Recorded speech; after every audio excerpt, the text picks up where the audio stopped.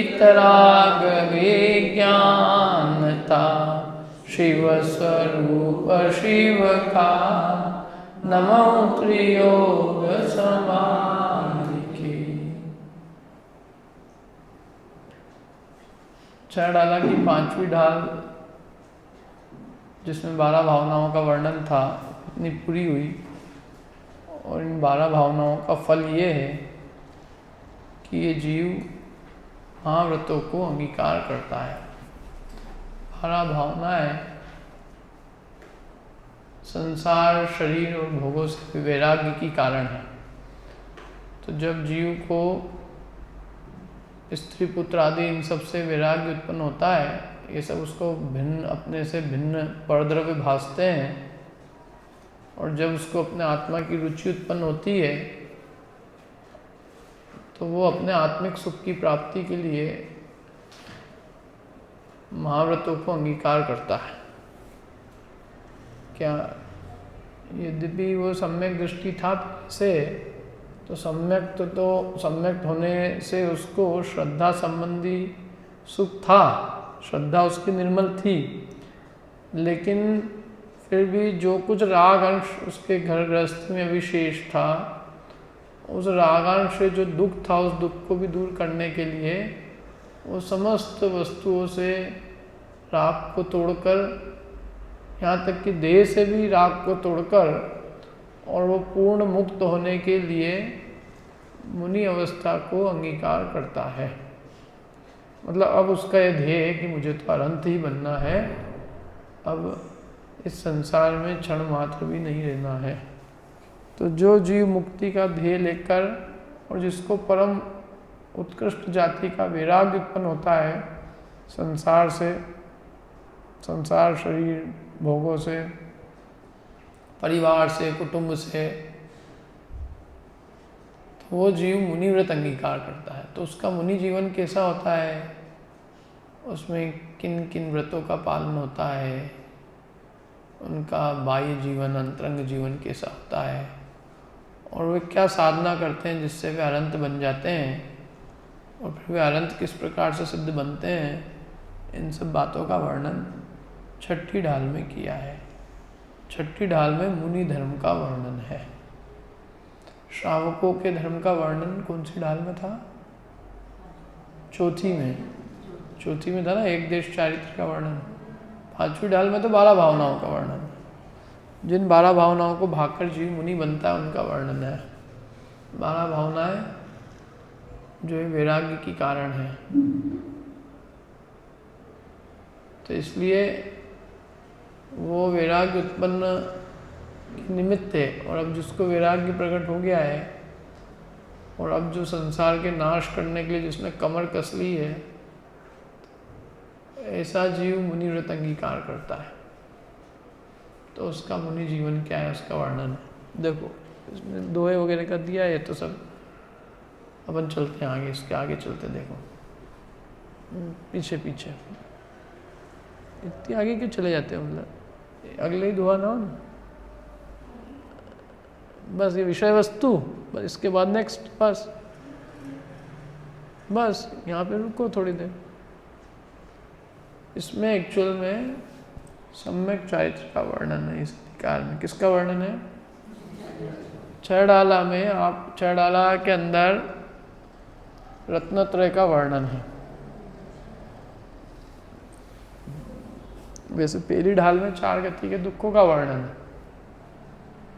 और दूसरी ढाल में रत्नत्रय के विरुद्ध जो मिथ्या दर्शन ज्ञान चरित्र है उसका वर्णन है, और फिर तीसरी ढाल में सम्यक दर्शन का वर्णन, चौथी ढाल में सम्यक ज्ञान और एक देश सम्यक चारित्र का, पांचवी ढाल में 12 भावनाओं का वर्णन, और छठी ढाल में सकल चारित्र, सम्यक चारित्र का वर्णन है। चारित्र के 2 भेद हैं, क्या यहाँ दिया ना, निश्चय सम्यक चारित्र और एक व्यवहार सम्यक चारित्र। निश्चय चारित्र वो है जो मुक्ति का साक्षात कारण है, क्या, जिसको यहाँ पर आत्मस्वरूप में लीनता कहा है। वो आत्मा में उपयोग को स्थिर करने के लिए बाह्य व्यवहार चारित्र है। मैंने आत्मा में लीनता कैसे हो? तो आत्मा में लीनता करने के लिए बाहर सबसे हटना आवश्यक है। तो बहिरंग वस्तुओं से हटने रूप बाह्य चारित्र है कि भाई आप परिग्रह छोड़ दो, परिग्रह में उपयोग रहेगा तो आत्मा में लीनता नहीं होगी। हिंसा, झूठ, चोरी, कुशील आदि पापों को छोड़ दें, गुप्ती आदि का पालन करें, तो ये सब निश्चय चारित्र को पालने में साधक है। इसलिए इसको व्यवहार चारित्र कहा जाता है। ये स्वयं अपने आप में सम्यक चारित्र नहीं है। निश्चय सम्यक मतलब व्यवहार सम्यक चारित्र, वो खुद सम्यक चारित्र नहीं है कि जिससे मोक्ष की प्राप्ति हो, लेकिन वो उस निश्चय सम्यक चारित्र का साधन अवश्य है। स्वयं साक्षात निश्चय चारित्र नहीं होने पर भी निश्चय चारित्र का साधन है, कारण है। समझ में आ रही बात?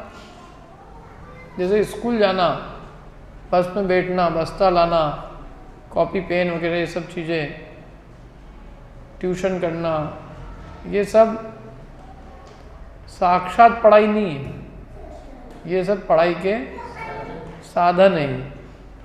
यहाँ बैठ भी गए तो वो साधन है। बैठ के बाद में आदमी को अपना मन तो खुद को लगाना रहेगा ना। तो जैसे ये साधन है, स्वयं साध्य नहीं है, साध्य तो पढ़ाई है, ऐसे ये व्यवहार चारित्र साध्य नहीं है, ये साधन है। साध्य तो निश्चय सम्यक चारित्र है, वो है। क्योंकि जब आत्मा में लीनता होगी तो कर्मों का क्षय रूपी अनंत अवस्था प्रकट होगी। आत्मस्वरूप में लीनता के बिना अनंत अवस्था प्रकट नहीं होगी। समझ में आई ना बात? क्योंकि वो आत्मा में रमणता रूप चारित्र है, आत्मा में लीनता रूप, स्वस्वरूप लीनता रूप है।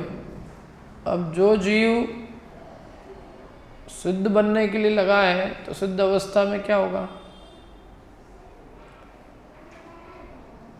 अनंत काल तक के लिए अपने आत्मा में लीन हो जाएंगे। तो जब अनंत काल के लिए अपने आत्म स्वरूप में लीन हो जाएंगे तो उसका मार्ग भी कैसा होगा? अपने स्वरूप में लीनता रूप ही तो उसका कारण होगा ना। जैसा कार्य होगा कारण उसका वैसे ही होगा कि अन्य होगा? कार्य क्या है? सिद्धत्व अवस्था। सिद्ध अवस्था में क्या होगा कि साहब वो अपने अनंत चतुष्टय अपने आत्मा में पूरी तरह से लीन है। अनंत काल लीन हो गए मतलब क्या कर रहे हैं कि वे अपने ज्ञान दर्शन सुख वीर्य में लीन है। जैसे चींटी को क्या होती है? शक्कर मिल जाती तो क्या होती? चींटी शक्कर में लीन हो गई, उसी में मजा है, डूब गई वो। जोंक को खून की बूंद मिलती तो क्या होती है? खून में लीन हो जाती है। ऐसे वे अनंत ज्ञान को पा करके काय में लीन हो गए? अनंत ज्ञान में लीन है। और जिन मोह राग द्वेष विभाव भाव को उन्होंने दुख रूप जाना, उस रूप उनकी रंच मात्र भी प्रवृत्ति नहीं है। जगत से पूरी तरह से विरक्त है। मतलब यहाँ कुछ भी हो रहा है उससे उनको कोई प्रयोजन नहीं है, कोई विकल्प ही नहीं है, पूरी तरह से निर्विकल्प है। देह के बंधनों से छूट गए, अब किसका विकल्प करें? तो निर्विकल्प स्वानंद में लीन मगन है बिल्कुल। तो ऐसी जो अवस्था प्रकट होगी, तो अवस्था के पहले क्या होगा? तो वैसी दशा होगी, तब तो ऐसी होगी ना। कार्य जैसे ही कारण जैसे ही कार्य होगा, तो कारण इधर उधर, कारण मतलब बाहर में प्रवृत्ति होगी, तो अंतर स्वरूप में लीनता रूप कार्य कैसे होगा? सिद्ध अवस्था में क्या आएगा? अनंत काल तक के लिए अपने आत्मा में लीन। तो जिसको आत्मा में रुचि होगी उसी में लीनता होगी, उसी का प्रेम होगा, वही तो आत्मा में लीनता रूप कार्य करेगा। मेरे को आत्मा से कोई रुचि नहीं है, मेरे को रुचि देहादि पर द्रव्यों की है, तो उससे छूटूंगा कैसे मैं? जिसकी रुचि होगी उससे कैसे छूट जाएगा आदमी? जब मैं उससे छूटना ही नहीं चाहता हूँ तो मोक्ष उससे कैसे मोक्ष कैसे हो जाए? मेरे को एक आत्मस्वरूप की रुचि हो और उसी में लीन होना चाहता हूँ मैं अनंत काल के लिए, और उसी रूप प्रवृत्ति करूँगा तो उससे छूट जाऊँगा। अब आत्मा में लीनता यही नहीं कर रहे हैं तो वहाँ कैसे लीनता रूप अवस्था को चाहेंगे, उस अवस्था को प्रकट भी कैसे होगी। समझ में आ रही बात, नहीं आ रही मेरी?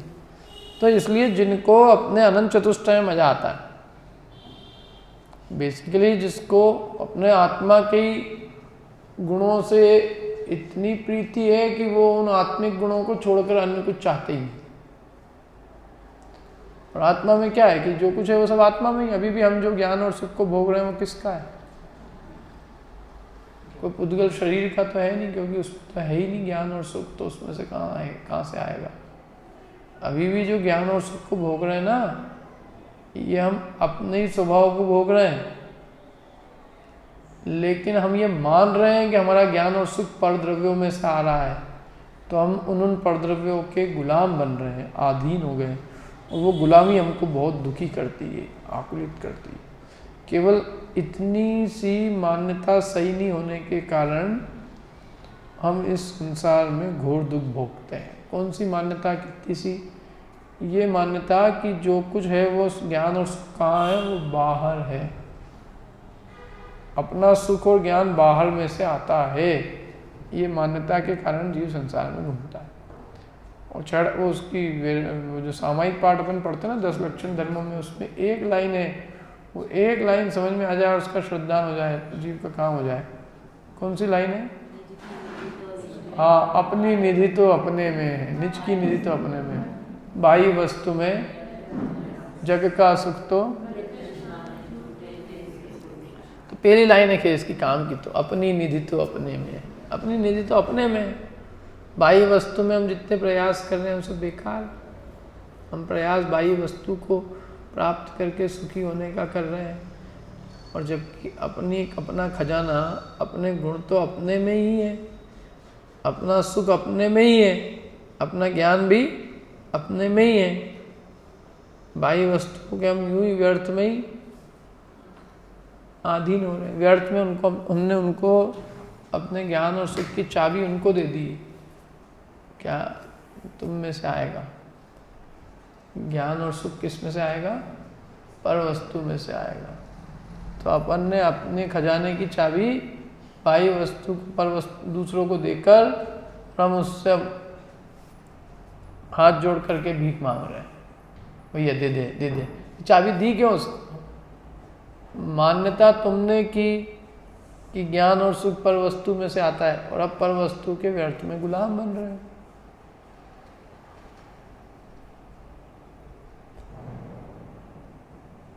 झूठी खुद की मान्यता से व्यर्थ दुख भोग रहे हो। क्या इतनी सी बात समझ में नहीं आ रही तुमको कि तुम्हारी चीज तुम्हारे पास है और तुम्हारे अलावा तुमको परद्रव्य से कुछ मिल भी नहीं सकता है?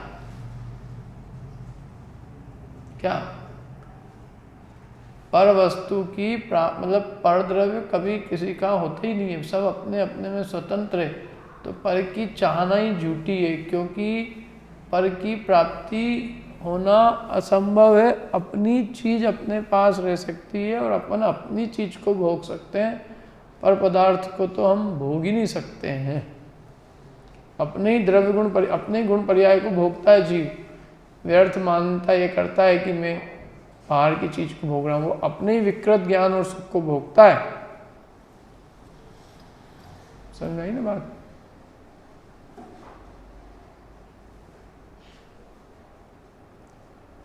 तो ये यहाँ जो अवस्था बता रहे हैं, तो वो जिसको ये बात समझ में आ गई है, लेकिन वो समझ में आने के बाद में भी उसके अंदर में जो आचरण रूप प्रवृत्ति वो उसके जीवन में धीरे धीरे आती है। समझ में आ गई कोई चीज़, लेकिन समझ में आते ही तत्काल रागादि भाव दूर होकर वो मुनि अवस्था अंगीकार कर ले, ऐसी सामर्थ्य हर किसी में नहीं पाई जाती। किसी में होती है तो वो अंगीकार कर भी लेते हैं। जिनमें सामर्थ्य नहीं होती, बात समझ में आने के बाद में भी अभी उनकी इतनी शक्ति नहीं है परिश्रय आदि सहने की कि वे मुनिव्रत धारण कर सके। अभी राग थोड़ा शेष है, तो जिनको अभी रागान शेष है वे गृहस्थ अवस्था में श्रद्धा की निर्मलता सहित रहते हैं, और फिर जब राग घटता है तो वे एक देश चारित्र को अंगीकार करते हैं, धीरे धीरे आगे बढ़ते हैं, प्रतिमाएं आदि अंगीकार करते हैं। और जब उनकी वैराग्य की वृद्धि होती है तो वे घर परिवार का भी त्याग करके और मुनिव्रत को अंगीकार कर लेते हैं। फिर वो जब मुनि व्रत अंगीकार कर लेते हैं तो उनका जीवन कैसे होता है, तो उनका उद्देश्य तो एक ही है उस मुनि अवस्था में, अपने स्वस्वरूप की लीनता रूप, ये उस स्वस्वरूप की लीनता रूप उद्यम ही वास्तव में उनका ध्येय है, क्योंकि उसी से उनके छपक श्रेणी शुक्ल ध्यान होगा और उसी से 4 घाती कर्मों का नाश करके अनंत अवस्था की प्राप्ति होगी। तो अब उसकी सिद्धि के लिए जब वो उसमें रह नहीं पाते, स्वस्वरूप में लीन नहीं रह पाते, तो फिर क्या करते हैं, तो बाहर में इस तरह का आचरण आचरते हैं जिससे कि पुनः संसार शरीर भोगों के प्रति रागादि भाव की उत्पत्ति ना हो और शुद्धोपयोग का साधन बना रहे। नहीं तो वो शुभोपयोग रूप साधन छोड़ देंगे तो अशुभोपयोग रूप हो जाएगा, तो पाप रूप प्रवृत्ति हो जाएगी, तो बहुत ही तीव्र रागादि भाव उत्पन्न होने लगेंगे। तो इसलिए वे राग के अभाव के लिए उद्यम करते हुए, और जब तक संपूर्ण रागादि भाव का अभाव नहीं होता तब तक वे शुभ राग रूप प्रवृत्ति करते हैं, लेकिन उस शुभ राग को भी हे जानकर छोड़ नहीं चाहते। उनका ध्येय तो शुद्ध भाव है, क्योंकि उस शुद्धोपयोग रूप परिणामों से ही अनंत अवस्था की प्राप्ति होती है। समझ में है ना? आत्मा की मतलब जो जो जो अनंत अवस्था है उसमें रागादि का अभाव है, तो वो शुभ भाव रूप राग भाव से वो अनंत अवस्था की प्राप्ति नहीं होती। जो वो अवस्था है वो राग के अभाव से प्राप्त होती, उसमें राग का अंश भी होगा तो पूर्ण वीतरागता प्रकट नहीं होगी। तो समस्त प्रकार के रागादि भाव का अभाव होगा तो ही वीतरागता प्रकट होकर केवल ज्ञान होगा। तो समस्त रागादि भाव के अभाव के लिए क्रम है, लेकिन कि पहले कौन सा राग का अभाव होगा, तो तीव्र राग का अभाव होगा, और फिर मंद राग का भी अभाव होगा। बिना तीव्र राग के अभाव के कोई चाहे कि मेरे मंद राग भी चला जाए तो वो संभव नहीं है। पाप के त्याग बिना कोई पुण्य का भी त्याग करना चाहे तो संभव नहीं है। ये क्रम है सब, पहले संक्लेश रूप परिणामों का त्याग होगा ना, और फिर विशुद्धि रूप परिणाम स्वयं में हो जाएंगे।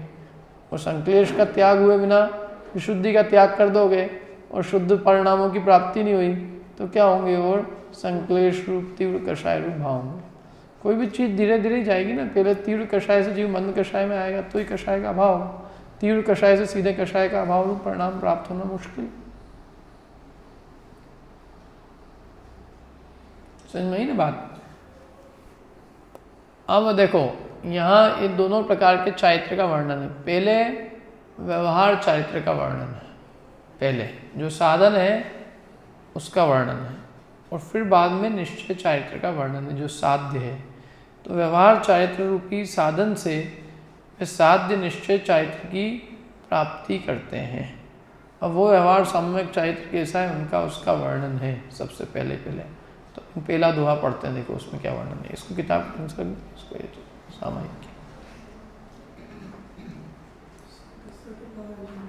देखो, षटकाय जीवन हननते सब विधि दरव हिंसाटरी रागादि भाव निवारते हिंसा न भावित अवतरी जिनके न लेश मृषा न जल मृणहु बिना दियो गए 8-10 सहस्र विधि शीलन चिद ब्रह्म में नित्य रमी रहे।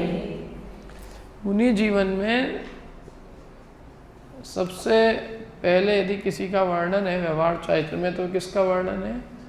5 महाव्रतों का। किनका वर्णन है? 5 महाव्रतों का। 5 महाव्रत का मतलब ये है कि 5 पापों का पूरी तरह से त्याग। 5 पाप कौन कौन से हैं? हिंसा, झूठ, चोरी, कुशील, परिग्रह। तो एक देश थोड़ा बहुत त्याग किया तो वो अणुव्रत है, और पूर्ण रूपेण त्याग किया वो महाव्रत है। महाव्रत इसलिए क्योंकि ये महान है, इसलिए इनको महाव्रत कहते हैं, अथवा ये महान पुरुषों के द्वारा धारण किए जाते हैं इसलिए इन्हें हम महाव्रत कहते हैं, क्योंकि इनको धारण करने वाला महापुरुष है। महापुरुषों के द्वारा ही ये महाव्रत धारण किए जाते हैं। तीर्थंकर आदि महापुरुष इसको धारण करते हैं, इससे ये महाव्रत है।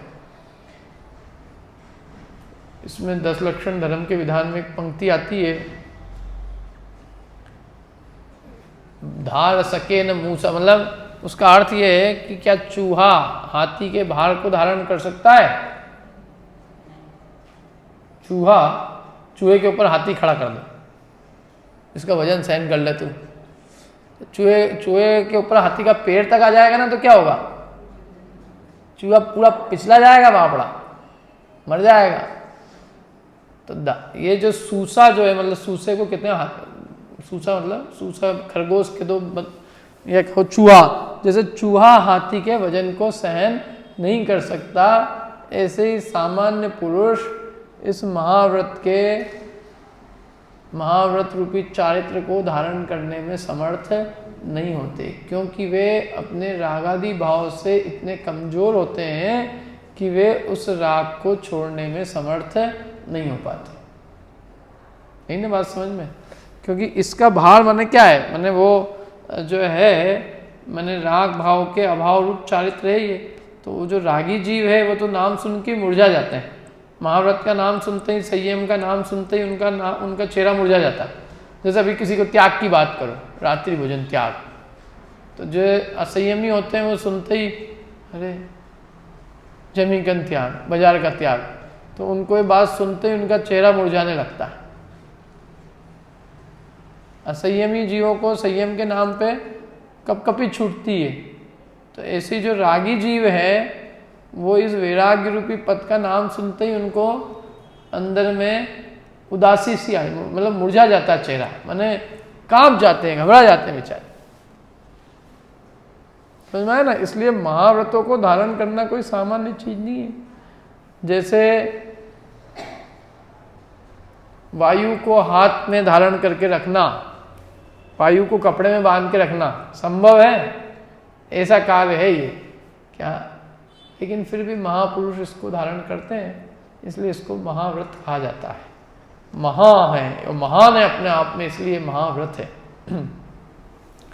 सामान्य पुरुष इसको धारण करने की सोच भी नहीं पाते। सामान्य पुरुष तो सामान्य त्याग ही नहीं होता उनसे, वे क्या महाव्रत अंगीकार करेंगे? अब इसमें चूंकि 5 पापों का पूरी तरह से त्याग है, क्योंकि ये 5 पाप जो है वो कषाय के वशीभूत होकर होते हैं। ये 5 पाप तीव्र कषाय रूप है, और मुनिराज का मेन उद्देश्य, मुनि जो जीवन है वो कषाय के अभाव रूप है। मुनि जीवन ही कषाय के अभाव रूप होता है, और एक्चुअल में जितना भी अपने चारित्र का वर्णन किया है वो सब कषाय के अभाव रूप ही वर्णन किया है। मैंने सम्यक दृष्टि हुआ मतलब एक कषाय चुकड़ी का अभाव हुआ, देशव्रत का अभाव, देशव्रत हुआ मतलब पंचम गुणस्थान का मतलब है 2 कषाय चुकड़ी का अभाव होना चाहिए। वो जो कषाय भाव है वो मिटना चाहिए। तो व्रतादिक को अंगीकार कषाय के नाश के लिए किए हैं। हमारा मूल ध्येय कषाय का नाश है, पाप का नाश ही नहीं है। पाप के द्वारा हम कषाय को मिटाना चाहते हैं। तो सम्यक श्रद्धा होने के बाद में भी जो कषाय भाव है उसके नाश के लिए ये चारित्र अंगीकार किया जाता है, और वो चारित्र अंगीकार करना मतलब है कि कषाय का नाश करना। तो कषाय के नाश के लिए ही हमने 5 पापों का स्थूल रूप से त्याग किया। क्यों? क्योंकि ये 5 पाप के अंदर प्रवृत्ति करना है, तीव्र कषाय रूप परिणाम है। भाई दूसरे के धन की चोरी, दूसरे के स्त्री में राग भाव, ये तीव्र कषाय रूप परिणाम है। तो इसलिए पहले इसका त्याग करता है वो। पर धन, पर स्त्री, झूठ बोलना, हिंसा करना, किसी की मारपीट करना, परिग्रह आवश्यकता से अधिक जोड़ना, तो वो इन सब चीज़ों का त्याग करता है, क्योंकि इनमें रागादि भाव तीव्र होते हैं, कषाय से क्लेश तीव्र होता है। तो इनको छोड़ा, कषाय दूर हुई। अब जितनी कषाय अभी भी बची है वो कषाय भी दुखी करती है, तो उस कषाय भाव को भी दूर करने के लिए फिर वो महाव्रत अंगीकार करता है। इस सब प्रकार के पापों का त्याग करता है।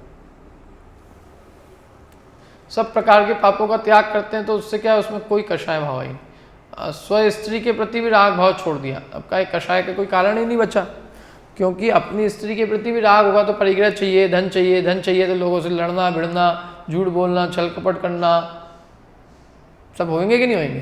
क्या थोड़ी बहुत चोरी भी करता है आदमी, इनकम टैक्स की चोरी करे भले, परिग्रह भी जोड़ता है, हिंसा भी करता है, ये सब काम करता है, उनमें कषाय भी होती है। क्या क्रोध, मान, माया, लोभ रूप परिणाम होते कि नहीं होते गृहस्थ अवस्था में? भले अणुवृत्ति भी होता है, तो अणुवृत्ति के भी उसके योग्य कषाय रूप परिणाम होते हैं। इसलिए वो ये सब पापों का त्याग करता है। परिग्रह चाहिए ही नहीं, परिग्रह का संसर्ग ही नहीं चाहिए।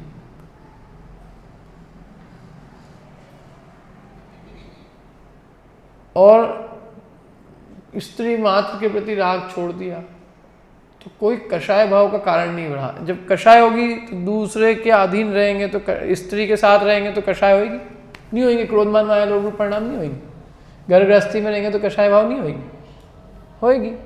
तो इसलिए घर परिवार के त्याग कर दिया, न रहेगा बांस और न बजेगी बांसुरी। तो सब परिग्रह का त्याग, किसी के प्रति कोई परिणाम नहीं रखा, किसी के प्रति कोई राग भाव नहीं रखा।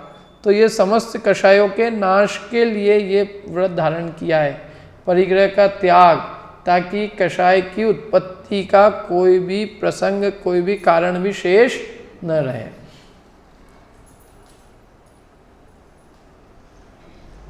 और दूसरी बात कि अंदर में इतना कषाय के अभाव, मतलब कषाय की मंदता होने से इतना परिणाम निर्मल हो गया है कि किसी जीव को दुखी करके अपना कोई काम नहीं साधना चाहते।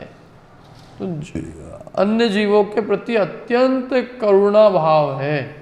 3 कषाय चौकड़ी के अभाव होने पर जो एक कषाय होती है, उस एक कषाय में जो कारुण्य भाव होता है, करुणा दया, वो उत्कृष्ट जाति की होती है।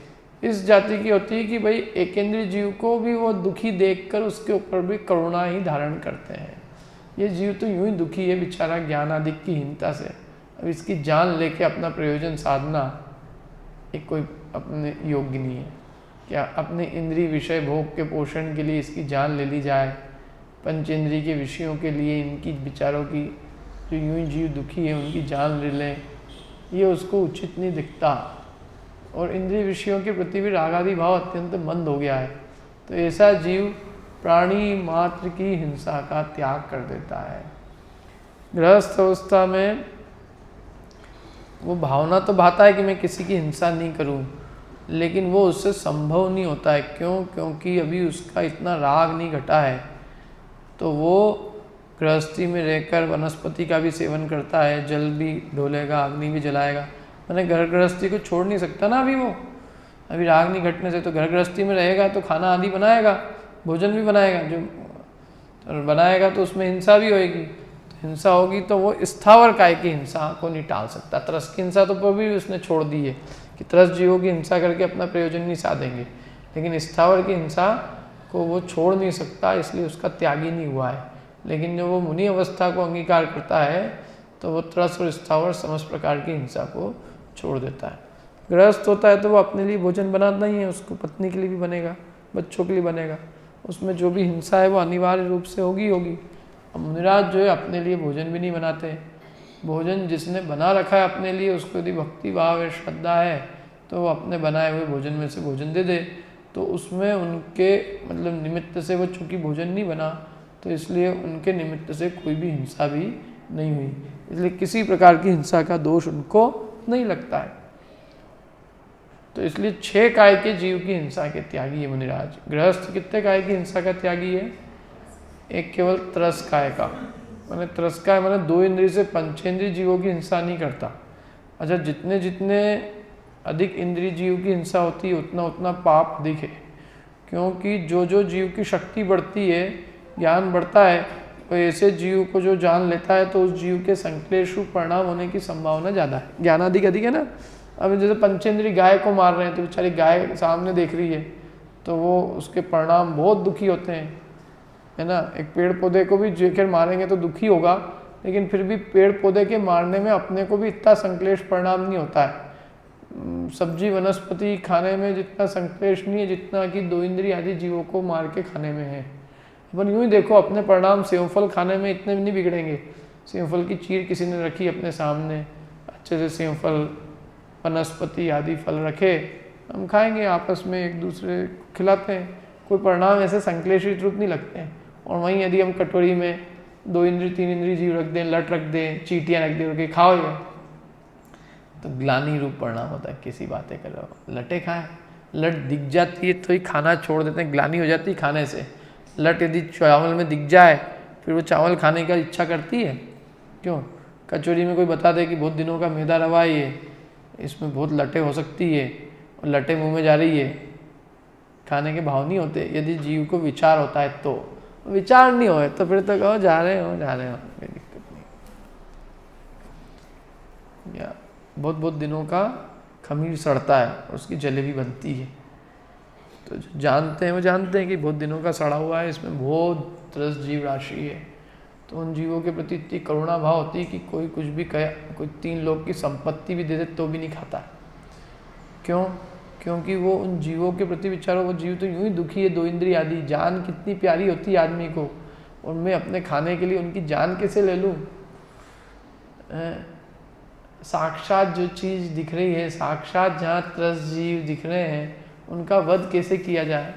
वो गरम गरम खमीर को, वो जो है गरम खमीर को गरम गरम तेल में डाल के पकाते हैं उसको, क्या? तो वो जो है जिसको अंदर में अत्यंत करुणावर्ती सारे जगत के जीव दुखी दुखते हैं बेचारे, और उनके भी दुख दूर कैसे हो, जिसके अंदर में ऐसी भावना होती है, वो जीव इन पदार्थों के सेवन करने का भाव ही नहीं होता उसको, कि अपने जरा से राग के लिए मैं कैसे किसी की जान ले लूँ, बताओ हैं? तो इसलिए अब जो मुनिराज है, मुनिराज को तो कितनी करुणा बढ़ती है प्राणी मात्र के प्रति, 3 लोक के समस्त जीवों के प्रति दया भाव बढ़ता है, सब जीव सुखी हो, दुख का अभाव हो। तो जब वो इतनी करुणा में उनके परिणाम होते हैं, तो वे किसी जीव को दुखी करके अपने कोई भी काम का प्रयोजन क्यों साधेंगे भैया? खाना है तो बिना जीव हिंसा के भी खाना खाया जा सकता है, कोई ज़रूरी तो है नहीं कि हम हिंसा करके ही वो चीज़ को खाएं, हम मार के किसी को खाएं। क्या हमको जीवन चलाना है तो बिना झूठ बोले चोरी करे भी हम अपना जीवन चला सकते हैं। तो इसलिए मुनिराज जो है ये समस्त प्रकार की हिंसा के त्यागी होते हैं, 6 काय के जीवों की हिंसा के त्यागी होते हैं, और इसका कारण मूल में उनके अंतरंग का जो दया भाव है, प्राणी मात्र के प्रति जो करुणा भाव है वो है। क्योंकि वे एकेंद्रीय जीव को भी अपने समान देखते हैं कि भाई जैसे मेरे को कोई दुखी करता है तो पीड़ा होती है ना, कभी अपने को कोई मारता है तो कैसी पीड़ा होती है, अपने को ये लठ से कोई मारे भयंकर तो अपने को कैसी पीड़ा होती है, हम उस दुख को जानते हैं, और हम जानते हैं कि दुख सहन ही नहीं है, बहुत सहन नहीं किया जा सकता, दुख से बहुत जीव मैंने इन पीड़ाओं को सहन करने से जीव बड़ा दुखी होता है, और जीव को प्राण बहुत प्यारे हैं, प्राण से ज़्यादा उसको और कोई चीज़ इष्ट है नहीं। तो जब वे सब चीज़ें का उनको ज्ञान होता है तो वे अपने आप उसकी हिंसा में प्रवृत्ति नहीं करते, उनकी प्रवृत्ति ऐसी होती है कि जो जीव हिंसा से रहित होती है। और हमारे को क्या है, हमको अपना प्रयोजन साधना है, मरे तो मरे, मैंने इनका कुछ भी हो मेरे को कोई मतलब नहीं, ये दुखी हो तो हो, इनकी आत्मा दुखे तो दुखे, बल्कि इनकी आत्मा दुखे तो मेरे को सुख है, क्या ये मरे तो मरे, मेरे को खाने को चाहिए, मेरे को दूसरे से कोई मतलब नहीं। ये अति स्वार्थ और कषाय रूप प्रवृत्ति जगत के संसारी जीवों की होती है, जो अपने इंद्रियों के सुख के लिए, किंचित सुख के लिए दूसरे का घात करने में भी जरा से भी संकुचाते नहीं। कोई उनको लाज ही नहीं आती है कि अपन कुछ मार भी रहे हैं, कुछ खा रहे हैं, क्या कर रहे हैं, अपन बड़े बड़े त्रस्त जीवों को ही घात कर देते हैं अपने जीवन के लिए, अपने थोड़े से सुख के लिए। क्यों? क्योंकि उनको वो जीव अपने जैसे, या उनका दुख उनको दुख ही नहीं भासता, या यूं कहे दुख भासता भी है तो भी उनको पराई पीड़ा में सुख भासता है, या पर की पीड़ा उनको पीड़ा ही नहीं लगती। उनको अपने इंद्रिय विषय का राग इतना अधिक है कि उसके लिए वे दूसरे जीवों के दुख को भी नहीं गिनते हैं। तीव्र कषाय रूप परिणाम है कि नहीं? क्या मैं मेरे को मेरे पाँव में जरा सा भी कांटा नहीं चुभे और उसके लिए मैं दूसरे की चमड़ी पूरी उधेड़ के और अपने पाँव में पहन लूँ, मेरी चमड़ी की नहीं, मेरी चमड़ी को कोई भी परेशानी नहीं हो, क्या मैंने सामने वाले की पूरी चमड़ी उधेड़ के अपने शरीर पे पहन ली। क्यों? क्योंकि बोले ये इसकी चमड़ी ऐसी होती है कि ठंड नहीं लगती, ये ठंडे प्रदेश में होते हैं तो इनकी चमड़ी बहुत इस तरह की होती है कि उसमें अंदर ठंड नहीं जाए, तो हमने उसकी चमड़ी उधेड़ ली और पहन ली। तो ये इससे बड़ा दुष्टता का परिणाम और क्या होगा है? एक बंदर ने एक पथिक को, बेचारा भयंकर गर्मी से पीड़ित था, इतना पीड़ित था कि गर्मी के मारे मूर्छित हो गया, पेड़ के नीचे पड़ गया। बंदर को दया आई कि क्या बेचारा आदमी गर्मी के मारे परेशान है, तो पास की नदी से जल लेके आया, जहाँ उसको मालूम था नदी कहाँ है, वहाँ से जल लेके आया दौड़ भाग के, और उसके ऊपर छींटे दिए, जाग गया। उसने सामने बंदर को देखा, बंदर ने उसको प्रेम से कहा कि चल मेरे साथ चल। उसको नदी दिखाई, पानी दिखाया, पानी पिया उसने खूब। फिर उसने कहा पानी मिल तो गया, लेकिन अब आगे अपन जाएंगे तो अपन क्या करेंगे, पानी तो आगे रहेगा ही नहीं, फिर वही तकलीफ रहेगी, तो पानी कहाँ से लाएं, पानी का क्या करें।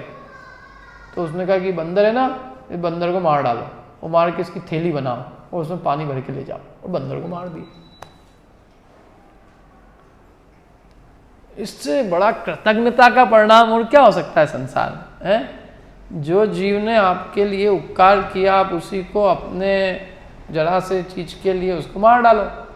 तो ऐसे ही ये संसारी जो जीव है, इनको अंदर में दयारूप परिणाम नहीं होता है।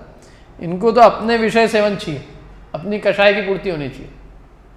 क्या हमारे को लोग 4 जने अच्छे कह रहे हैं ना, हम गार्डन में खिलाएंगे। गार्डन में बहुत सारे जीव बेचारे, घास ने तुम्हारा क्या अपराध किया, घास है, चींटी है, ये है कि नहीं साहब, हमको तो ये कहेंगे कि इतने बड़े आदमी हो गए, तो हम तो बड़े आदमी खिलाने के लिए हम तो कितने ही चाहे मरे तो मरे, कि भाई बाहर खिला लो बिना घास के। खाने को चाहिए लोगों को, घास तो ही चाहिए खाने को घास खाएंगे कि वो कचौड़ी खाएंगे? क्यों खाएंगे? क्या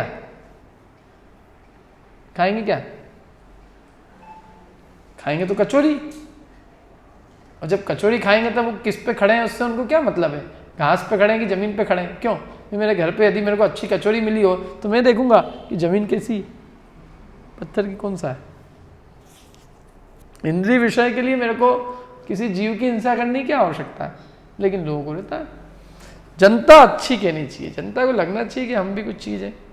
क्या मतलब आदमी सोचता ही नहीं। कभी कभी मैं सोचता हूँ कि भाई इतनी क्या कषाय की तीव्रता है, तुम मनुष्य बने हो, महाव्रत अंगीकार करने की सोचो। ये जीव बेचारे यूं ही प्राणी मात्र दुखी है, केंद्रीय आदि, इनके दुख का अनुमान तुम कर ही नहीं सकते। बेचारे यूं ही, बेचारा वो घास है, उसको जिंदगी कितनी प्यारी है ये कल्पना नहीं कर सकते आप।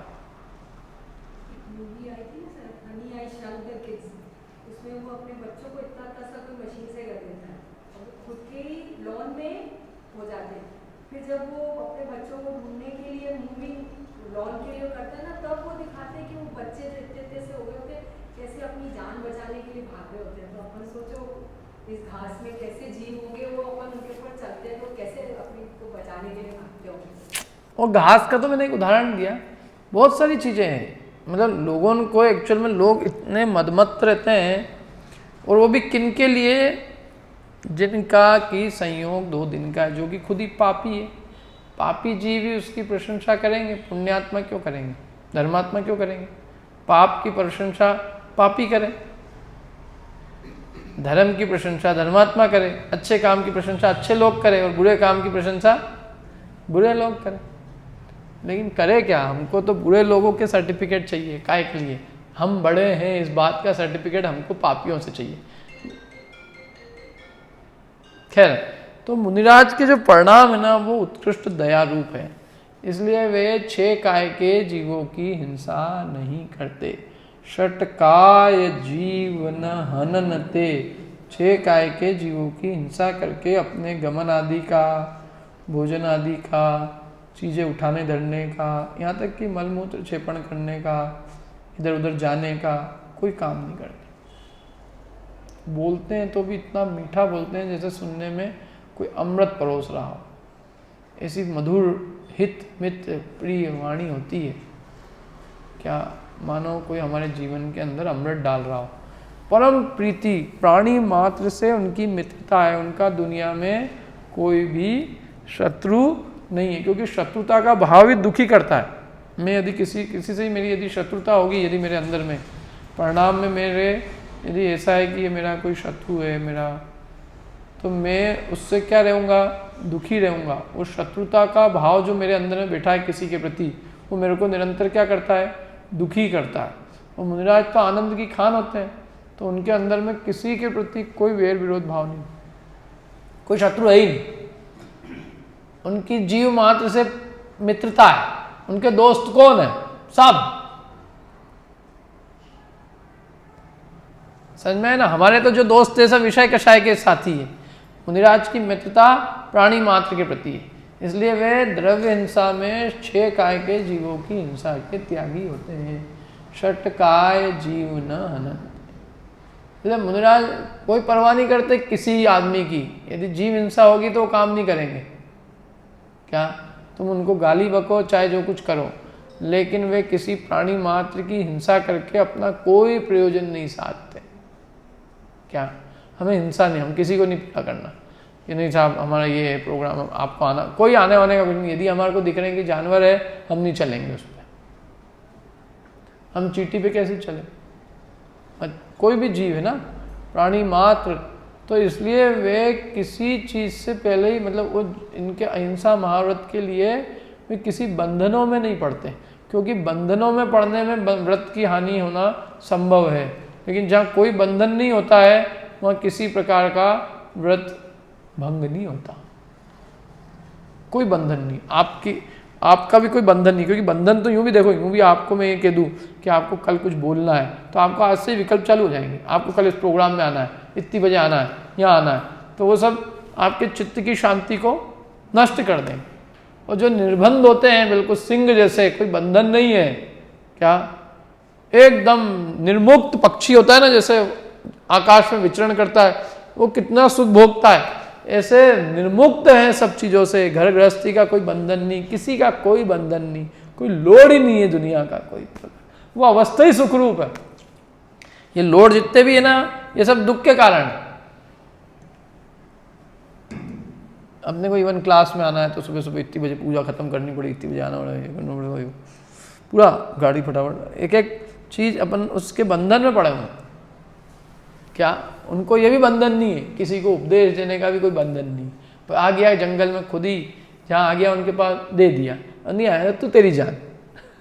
क्या हमारे ऊपर तेरे कल्याण क्या ठेका नहीं है, क्योंकि ये सब विकल्प ही आदमी को दुखी करके रख देते हैं। अच्छा, इन सब विकल्पों में जो हम पालना चाहते हैं वो पालने में बाधा उत्पन्न होती है। मैंने यदि किसी को वचन दे दिया कि मैं तेरे घर आऊँगा तो मेरे को आना ही है उतने टाइम पे, नहीं तो वो परेशान होगा। क्या और उसको इन्फॉर्म करना है मेरे को, तो फिर फ़ोन चाहिए, मतलब सारे झंझटें सारी चालू हो जाती। फिर फ़ोन चाहिए तो उसमें बैलेंस भी डलवाना पड़ेगा, बैलेंस के लिए पैसे भी चाहिए। फिर फ़ोन की सिम में ये भी ध्यान रखो कहीं वायरस नहीं आ जाए, फिर फ़ोन भी अच्छी क्वालिटी का चाहिए, फिर उस पर आज मतलब लगाते जाओ, पूरी दुनिया खड़ी हो जाती है। सबसे संसार कैसे खड़ा होता है, उसमें एक कहानी है कि उन्होंने कहा साहब महाराज एक लंगोटी में कौन सी दिक्कत है, लंगोटी रख लो। एक लंगोटी में तो कहा है, लंगोटी से तनी ढकाएगा ना, कौन सा आप परिग्रह रख रहे हो, पैसा रुपया तो नहीं दे रहे हम आपको, हम तो लंगोटी दे रहे हैं। तो पूरी कहानी है कि वो कैसे पूरे लंगोटी से उनका घर बस जाता है।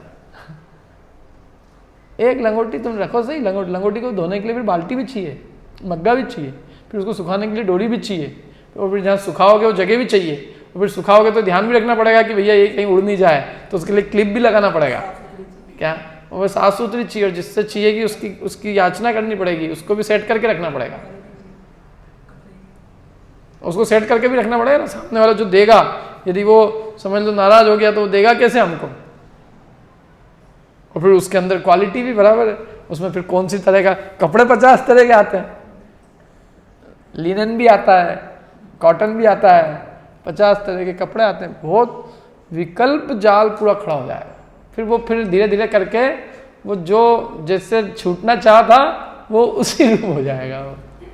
तो इसलिए अपने यहाँ तो बिल्कुल कि कुछ भी नहीं,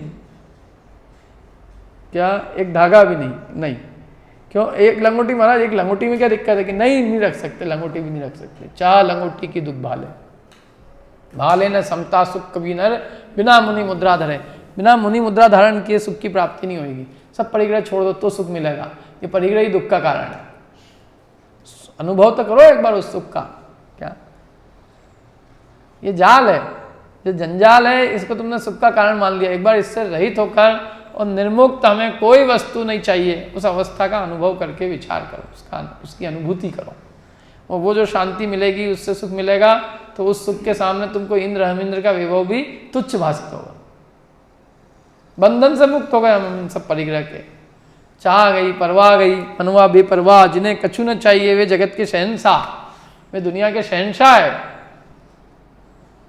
समझ में आई ना बात। तो इसलिए मुनिराज 6 काय के जीवों की हिंसा करके अपने गमन आदि कोई भी प्रयोजन की सिद्धि नहीं करते। जहाँ उनको जीव हिंसा दिखेगी रुक जाएंगे कि हमको कोई मतलब नहीं है, क्योंकि हमारा प्रयोजन महाव्रतों की सिद्धि है, हमारा प्रयोजन संयम की सिद्धि है। हमारा मेन गोल वो है। हमको तुम्हारा मतलब हमको दूसरा कोई काम हमारा गोल नहीं, हमारा मोटो ही क्या है, अपनी आत्मशुद्धि। और आत्मशुद्धि के लिए हमने इन महाव्रतों को धारण किया है, तो इनका पालन होवे ये हमारा सबसे बड़ा प्राइमरी, मतलब प्राइमरी के लिए सेकेंडरी गोल है। प्राइमरी गोल तो आत्मस्वरूप में लीनता है, और उसके पालन के लिए ये सेकेंडरी हमारा गोल। इसके अलावा हमारा कोई टर्शरी गोल नहीं है। इसलिए किसी जीव की क्यों हिंसा करें? अरे हिंसा से बड़ा कोई पाप ही नहीं है दुनिया में। किसी जीव को मारने से बड़ा पाप क्या है बताओ? चाहे वो देखो, मैं तो कहता हूँ एक छोटा सा भी जानवर क्यों ना हो, एक चींटी को भी आप देखो, कोशिश करके देखो। पेड़ पौधा भी एक ही बेचारा, वो भी पूरी कोशिश करता है कि मैं मरूं नहीं। गर्मी के लिए पानी स्टोर करके रखता है, अपनी पूरी टहनियों को, सबको पूरी व्यवस्था हर एक जीव अपने जान के लिए समस्त उद्यम कर देता है, क्योंकि उसका वो सर्वस्व है। उसको मालूम है जान नहीं रहेगी तो फिर क्या रहेगा, क्या? तो इसलिए जीवन से बढ़ के कीमती दुनिया में और कोई वस्तु नहीं है। सबसे ज्यादा प्रिय, यदि सबसे ज्यादा कीमती यदि किसी जीव को कुछ है तो वो उसके प्राण हैं। इसलिए मुनिराज कभी किसी के प्राण नहीं हरते, चाहे वो पृथ्वी काय हो, जल काय हो, अग्नि काय हो, वायु काय हो, वनस्पति काय हो या त्रस काय हो। ये 6 प्रकार के काय होते हैं। पृथ्वी, ठाई, पृथ्वी, जल, आग, मारुत, रूख, त्रस, करुणाधरो। ठाई, पृथ्वी, जल, आग, मारुत। पृथ्वी, जल, आग माने अग्नि काय, मारुत माने वायु काय, ठाई, पृथ्वी, जल, आग, मारुत। रूख, त्रस, रूख माने रूख किसको कहते हैं? रूख पेड़ को कहते हैं रूख, पेड़ का नाम है रूख, वनस्पति का एक में आ गया। और रूख, त्रस, करुणा धरो। त्रस का है जीव, किनकी क्या करो? करुणा धरो। और सफल असन रसना ग्रहण लेना, कान मन सब 5 इंद्रियों मन को वश में करो। ये 12 प्रकार का सही है। ठाई माने स्थित हो, उसमें खड़े हो, उसमें स्थित हो। पृथ्वी, जल, आग, मारुत, रूख, त्रस, करुणा, इनकी करुणा में, इनकी दया में स्थित हो। तो 6 काय के जीवों की हिंसा के त्यागी होती है। द्रव्य हिंसा का त्याग है। और भाव हिंसा क्या होती है? द्रव्य हिंसा जीवों की हिंसा करना है, द्रव्य हिंसा है। 6 काय के जीवों की हिंसा द्रव्य हिंसा है, और 6 काय के जीवों की हिंसा नहीं करना वो द्रव्य हिंसा है। इंद्रिय प्राणी संयम भी इसी को कहते हैं। 6 काय के जीवों की हिंसा असंयम है, प्राणी असंयम, और 6 काय के जीवों की हिंसा नहीं करना वो प्राणी संयम है। तो ये तो हो गया द्रव्य, बाहर का संयम। अब अंदर की बात करते हैं, भाव अहिंसा। ये द्रव्य हिंसा की बात की, अब भाव अहिंसा क्या है? देखो दूसरी लाइन में क्या लिखा है, रागादि भाव निवारते हिंसान भावित अवतरी। रागादि भाव निवारते, भाव हिंसा का त्याग कैसे किया उन्होंने? रागादि भाव का निवारण किया, ये भाव हिंसा का त्याग किया। क्योंकि रागादि भाव ही भाव हिंसा है। भाव में हिंसा कैसे होती है? राग भाव से। अपने आत्मा की हिंसा कैसे होती है? रागादि भाव से। रागादि भाव ही आत्मा की हिंसा के कारण है, अपनी हिंसा के। ये राग से दूसरे की हिंसा नहीं हो रही है। किसकी हिंसा हो रही है? अपनी। कैसे हो रही है? क्योंकि अपनी शांति का, अपनी शुद्धता का घात हो रहा है उससे, यही अपनी हिंसा है। अपनी शांति कैसे घात होती? अभी किसी चीज के प्रति राग नहीं है तो अपन शांति में बैठेंगे नहीं बैठेंगे, और जरा सा उस चीज के प्रति राग उत्पन्न होगा तो उसकी प्राप्ति के लिए आकुलित हो जाएंगे, अपनी शांति खत्म। कोई चीज देखी नहीं, जब तक आनंद में देख ली और अच्छी लगी और चीज चाहिए अब अपने को, कैसे भी चाहिए, तो अपनी आकुलता चालू हो गई उसी क्षण से। जब तक उसके प्रति राग भाव नहीं था तब तक शांति से बैठे थे। तो राग भाव और सारी दुनिया में जितनी हिंसा हो रही है उसका कारण कौन है? राग भाव। बिना राग के कोई हिंसा करता है क्या? मेरे को खाने का राग नहीं होगा तो मैं जीव हिंसा क्यों करूंगा?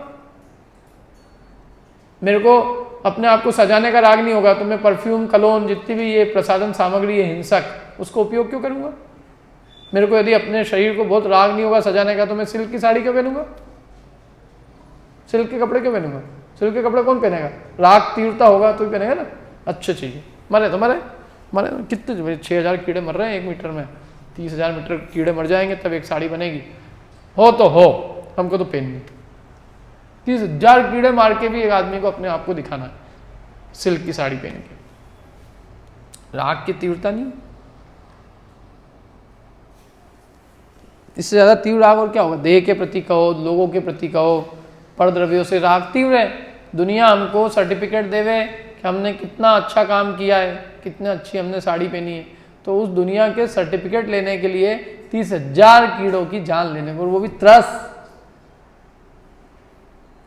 क्या उनकी जान ले दान। ये बहुत कषाय जो पीड़ा देती है ना, और कोई नहीं पीड़ा देती। कषाय जब तक शेष है तब तक सबकी हिंसा होगी। इसलिए उन्होंने कहा कषाय भाव का निवारण करो। कषाय भाव ही हिंसा का कारण है। कषाय माने क्या है? राग द्वेष। या उन्होंने रागादि कहा, राग और द्वेष। भाई कोई देखो, एक तो अपने अंतरंग में रागादि भाव होते हैं, उससे तो हिंसा होती है। राग भी होते हैं और द्वेष भी होते हैं। किसी के प्रति द्वेष होता है, अंदर में पहले हिंसा होती है, पहले द्वेष भाव आया अंदर में, हिंसा हो गई चालू। कोई किसी का मर्डर करता है, सबसे पहले क्या होता है? अंदर में द्वेष भाव बढ़ा जाता है। तो वो द्वेष भाव बढ़ाने से उसकी शांति खत्म हो जाती है। तो वो इतना अशांत हो जाता है कि वो कहता है कि मैं अब इसको कुछ करूंगा तो ही मेरे को शांति मिलेगी, नहीं तो शांति नहीं मिलेगी। तो वो अपनी शांति के लिए उसकी शांति उसको मार डालता है। क्या मेरे को आपको थप्पड़ मारे बिना शांति नहीं मिलेगी, मैं मर जाऊंगा, नहीं मारूंगा तो मैं आपको मारने के लिए तैयार हूं। क्यों? क्योंकि उसके बिना मुझे लग रहा है कि मैं मर जाऊंगा, मेरे को आत्मघात करना पड़ेगा, क्योंकि मेरे अंदर में इतनी आकुलता हो गई है कि इसने मेरा बुरा किया है और मैं इसको कैसे भी खत्म करूं। और नहीं कर रहा हूं तो मेरे को 24 घंटे चैन नहीं पड़ रही, नींद नहीं आ रही। तो मैंने अपनी शांति के लिए क्या करा? घात कर दिया। भले बाद में मैं मरूं तो मरूं, आत्मघात कर लूं मैं अपना खुद का, लेकिन अभी मेरे से सहन नहीं हो रहा है। तो कषाय भयंकर पीड़ा देती है। इसलिए आचार्यों ने कषाय को मूल कहा है। कषाय होती है तो हिंसा होती है। रागादि भाव होते हैं, राग द्वेष दोनों भाव, तो हिंसा होती है। द्वेष से हिंसा होती है, राग से होती है। राग होता है चीजों का, खाने का, पीने का। जिस किसी का राग होता है, और राग जब तीव्र होता है तो वो राग में जरा खलल पड़ती है तो हम सामने वाले को निपटाने की सोचने लगते हैं। मेरा पैसे से बहुत तीव्र राग है और मेरे पैसे आपने हड़प लिए, मैं कर नहीं पाया कुछ भी, लेकिन मेरे अंदर में एक ठन गई कि मेरे को निपटाना है इनको। क्या? तो मैं मौका देख, पूरे टाइम मेरे अंदर में चल रहे हैं हिंसा के भाव कि मैं किसी न किसी तरह इनसे, जब मेरे को मौका मिले, जहाँ इनकी कोई कमजोरी दिखे, मैं इनको खत्म कर दूंगा। क्या? जितनी दुनिया में हिंसाएं हो रही ना, सब उनके राग की वजह से हो रही है। ये पहले अपन ने बात की कई बार, क्या कि दुनिया में हिंसा का कारण राग भाव है। हर आदमी जड़ जोरू जमीन के लिए लड़ता है, तो जड़ जोरू जमीन के प्रति राग है तभी तो लड़ता है, कि उसके बिना ही लड़ता है। रामचंद्र जी का सीता से राग था तो ही लड़ने गए ना, रावण को भी सीता से राग था तो लड़ने गए। दोनों राग से लड़े कि द्वेष से लड़े? कोई आपसी कोई दुश्मनी थोड़ी नहीं थी उनकी तो राग भाव तीव्र था दोनों को स्त्री के प्रति। जमीन के राग से लोग लड़ते हैं। जमीन कोई छीन ले मेरी, पड़ोसी वाला इधर मकान थोड़ा इधर बना ले, हैं? हाँ, जमीन के लिए पूरा हिंदुस्तान पाकिस्तान सब जमीन के लिए लड़ रहे हैं। पूरी इनकी अरे हिंदुस्तान का इतना सारा बजट का एक लिए जाता है, कोई भी अपनी जमीन नहीं हड़प ले। उसके लिए हम टैक्स भरते हैं, मेहनत करते हैं, सब। हमारी जमीन नहीं जाना चाहिए, हमारे देश की जमीन है ये, जो भी है। पड़ोसी अपनी जमीन नहीं हड़प सकता, खेती में कोई कुछ नहीं कर सकता। जरा सा आ तो जाए, वो 1 इंच आ जाए, हम बताएंगे फिर उसको क्या है। सोने चांदी के लिए झगड़े होते हैं, मार डालते लोग। सोने से तीव्र राग होता है। कोई महिला सोना लेके गई घर में, किसी ने पकड़ ली, तो पता चल गया, घर जाके उसको सोना दे दे, नहीं दिया उसने, तो उसको 17 बार चक्कू से मारा, तो भी नहीं दिया। 17वीं बार इतना खूनम खून हो गई वो। उसको भी राग थी और इसको भी राग थी। क्या करें? दोनों का राग थी, लड़ो। उन्होंने कुछ भी हो, मैं सोना नहीं दूंगी, मार।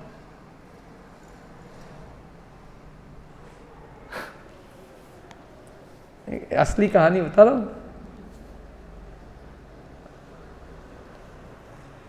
तो क्या करें? दुनिया में जितने झगड़े हैं, झगड़ों की जड़ में, मूल में राग होती। किसी की कुछ, जिसको कहते हैं ना, जरा सा कोई दर्द हुआ है उसको, उसकी कहीं उंगली जरा सी तुमने दुखाई है, उसकी कुछ नस दबाई है, तो जो नस दबाई है पहले वो पता करो क्या दबाया हमने उसका। समझ में आया? उसको कोई परेशानी हुई तो ही लड़ने आएगा ना, वो बिना परेशानी के कोई मुंहफट में लड़ने आया नहीं है।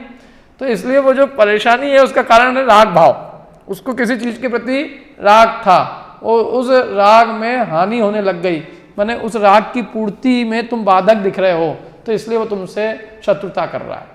उसने तुमको शत्रु इसलिए माना है क्योंकि तुमने उसके राग में बाधा पहुंचाई। तो इसलिए वो मुनिराज के कोई अंदर में राग भाव भी नहीं रहता, न रहे, बस किसी का राग ही नहीं, क्या लेोगे तुम? ना हमारे जमीन है, न जोरू है, न सोना है, न कुछ नहीं है हमारे, तो बताओ हमारी कोई भी कुछ भी चीज, हमारे कुछ चीज है ही नहीं हमारे पास, तो तुम क्या छीनोगे हमसे जिससे हमारा तुम्हारे प्रति क्रोध आए? क्या हमें न कोई कषाय मान आदि भाव रहे हैं, हमको इज्जत की परवाह नहीं है, हमें कोई परवाह नहीं है। तो हमारे नाम का एक पोस्टर लगा दो भले ही, और उसके नाम के मतलब लोगों करते हैं ना किसी के प्रति अभिनय करने के लिए, उसका पुतला बना के उसको जला देते हैं, दुनिया भर के काम करते हैं लोग। तो मुनिराज को इतनी अंदर में समता भाव है उसके प्रति भी कि वो उसके प्रति भी उनको क्रोधादि भाव उत्पन्न नहीं होते हैं। मैंने उनको अपनी इज्जत का भी राग नहीं, किसी चीज का राग नहीं, उनको तो एक ही चीज की प्रति प्रेम है, वो क्या है? मुक्ति, मुक्ति से प्रेम है, और कोई से कोई मतलब नहीं है। तुम चाहे जो करो, तुम्हारी दुनिया में जो तुमको करना हो करो, निंदा करो तो निंदा करने वाले के प्रति भी समता भाव है, और प्रशंसा करने वाले के प्रति भी समता भाव है। फिर आगे आएगा, सब पढ़ेंगे अपन। तो इसलिए मुनिराज के दोनों प्रकार की हिंसा नहीं है। कौन कौन सी? द्रव्य हिंसा और भाव हिंसा। द्रव्य हिंसा किसे कहते हैं? 6 काय के जीवों की हिंसा को द्रव्य हिंसा कहते हैं, वो भी मुनिराज के नहीं है। और अंतरंग में रागादि भाव को भाव हिंसा कहते हैं। भाव हिंसा भी इसलिए नहीं है क्योंकि मुनिराज के 3 कषाय चौकड़ी संबंधी राग भाव नहीं, अनंतानुबंधी, अप्रत्याख्यान, प्रत्याख्यान, तीनों कषाय का जो राग होता है वो राग उनके नहीं है। लोभ नहीं है, माया नहीं है, और क्रोधमान भी नहीं है। 3 कषाय का अभाव हो गया, इसलिए वो उनके भाव हिंसा भी नहीं है। अपन ने पढ़ा था ना उसमें 6 डाला में, पहले तीसरी ढाल में कुधर्म की क्या परिभाषा थी? रागादि भाव हिंसा समेत दर्वित त्रस्थावर मरण खेत, यही तो था। रागादि भाव हिंसा है, और दर्वित माने द्रव्य हिंसा क्या है? त्रस्थावर, त्रस और स्थावरों का जो मरण है वो द्रव्य हिंसा है। अब यहाँ उससे उल्टा ले लिया है कि रागादि भाव निवारते हिंसा न भावित अवतरी, भाव हिंसा अवतरित भी नहीं होती है, और षटकाय जीवन अनंत, 6 काय के जीवों की हिंसा नहीं करते, इससे द्रव्य हिंसा भी नहीं है। समझ में आई बात? अब एक और पढ़ लेते हैं अपन, एक लाइन और, अभी टाइम। जिनके न लेश मृषा न जल रण हूँ बिना दियो गए। जिनके न लेश, लेश मात्र भी, जिनके न लेश मृषा माने जिनके लेश मात्र भी झूठ नहीं है, किंचित भी इतना सा भी झूठ नहीं बोलते। जिनके न लेश मृषा, न जल मृण हु बिना दियो गए।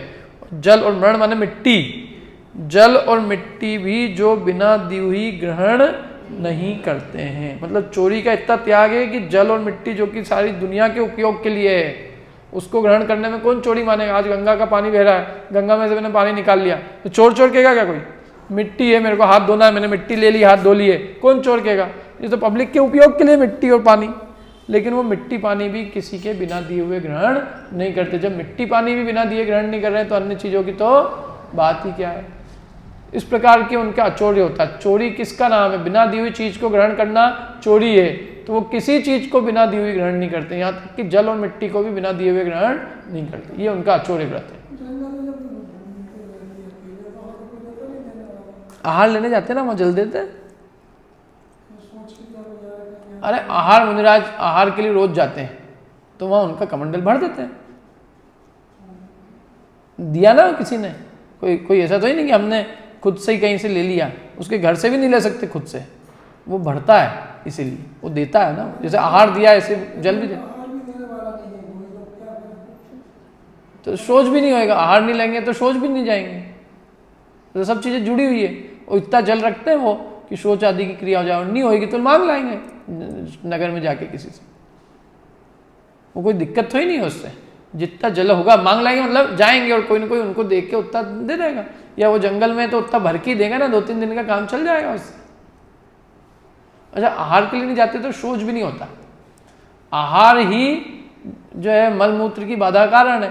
जब वो करेंगे ही नहीं, जंगल में ही रह जाएंगे, आहार नहीं गए, तो अपने आत्म साधना में लीन है, तो उनको ये सब की विकल्प भी नहीं होंगे। तो सब ऑटोमेटिक है, वो सब व्यवस्था हो जाती है। मतलब हम बिना दिए ले नहीं सकते। बस सीधी सी बात ये कि मिट्टी भी नहीं लेंगे, पानी भी नहीं देंगे, कोई दे हो तो ठीक है,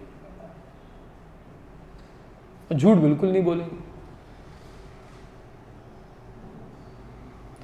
तो ये झूठ का और चोरी का त्याग हुआ। ठीक है, बाकी अपना आगे करेंगे अगली बार। अरे हाँ, इस परीक्षा का रिजल्ट सुना ना, इतनी कितनी ढंग से बंद कर